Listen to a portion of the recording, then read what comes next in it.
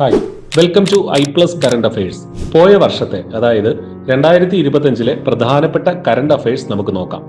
ലോകത്തിലെ ഏറ്റവും ഉയരത്തിലുള്ള റെയിൽവേ ബ്രിഡ്ജായ ചെനാബ് റെയിൽ ബ്രിഡ്ജ് തുറന്നു. ജമ്മു കാശ്മീരിലെ ചെനാബ് നദിക്ക് കുറുകെയാണിത്.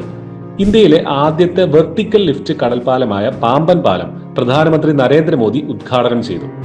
ഏപ്രിൽ 23 പഹൽഗാമിൽ നടന്ന ഭീകരാക്രമണത്തിന് മറുപടിയായി ഇന്ത്യ നടത്തിയ സൈനിക നീക്കം ഓപ്പറേഷൻ സിന്ദൂർ. ഇന്റർനാഷണൽ സ്പേസ് സ്റ്റേഷനിൽ എത്തിയ ആദ്യ ഇന്ത്യക്കാരനായി ശുഭാംശു ശുക്ല മാറി. ഇന്ത്യൻ സിനിമയിലെ പരമോന്നത ബഹുമതിയായ ദാദാ സാഹിബ് ഫാൽക്കെ അവാർഡ് മോഹൻലാലിന് ലഭിച്ചു.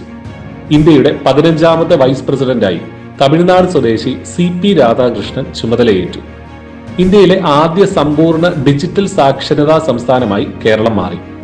ICC women's world cup cricket ഇന്ത്യക്ക് ലഭിച്ചു. സൗത്ത് ആഫ്രിക്കയാണ് ഫൈനലിൽ തോൽപ്പിച്ചത്. പശ്ചിമഘട്ട സംരക്ഷണവുമായി ബന്ധപ്പെട്ട കമ്മിറ്റിയുടെ ചെയർമാൻ K കസ്തൂരി രംഗൻ 2025 ഏപ്രിലിൽ അന്തരിച്ചു. 2025 ഇന്റർനാഷണൽ ബുക്കർ പ്രൈസ് കന്നഡ എഴുത്തുകാരി ബാനു മുസ്താഖിന്റെ ഹാർട്ട് ലാം എന്ന കൃതിക്ക് ലഭിച്ചു. പത്മശ്രീ ജേതാവും വൃക്ഷമാതാവ് എന്നും അറിയപ്പെടുന്ന സാലുമരദ തിമ്മക്ക 2025 നവംബറിൽ വിടവാങ്ങി. ഇന്ത്യയിലെ ആദ്യത്തെ അതിദാരിദ്ര്യമുക്ത സംസ്ഥാനമായി കേരളം മാറി.